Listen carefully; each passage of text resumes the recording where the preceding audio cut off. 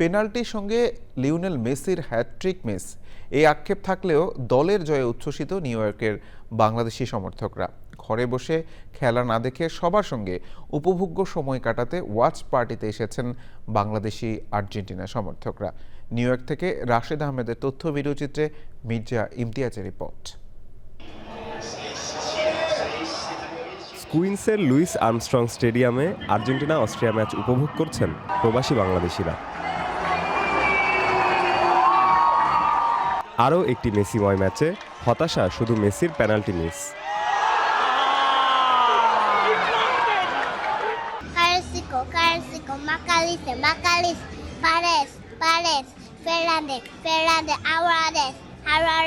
আমরা ছোটবেলা থেকে আর্জেন্টিনা সাপোর্ট করি বিকজ আমাদের আম্মু অনেক বড় ফ্যান। এখানে ট্রাভেল করে আসা দেখা এন্ড আমেজটা একটু অন্যরকম, তো আর যেহেতু আমরা সাপোর্ট করি। নানা বর্ণ আর জাতীয়তার মানুষ আসলেও বাংলাদেশিরা কিন্তু সংখ্যায় কম নয়। আমরা ফ্যামিলি নিয়ে আসলাম খেলা দেখার জন্য আর্জেন্টিনার। যেহেতু আমরা বর্তমানে ডিপেন্ডিং চ্যাম্পিয়ন আর্জেন্টিনা, সো আমরা আশা করি যে তারা এবারও আরেকটাবার কাপ জিতবে, যেহেতু মেসির এটা লাস্ট বিশ্বকাপ।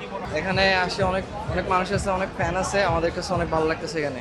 মেসি মেসি মেসি ইয়েস, অনেক অনেক অনেক এনজয় করেছি আমরা ম্যাচ এবং অনেক ভালো ছিল।